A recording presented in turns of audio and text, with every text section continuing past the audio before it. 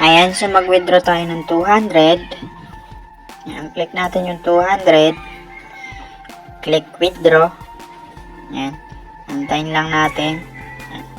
So, antayin na lang natin siyang pumasok guys. Andito na siya sa pending list. Ayan.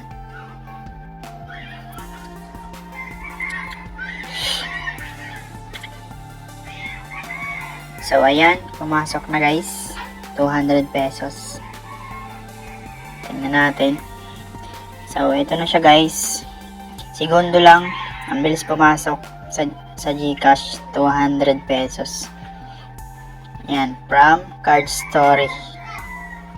Check natin sa message.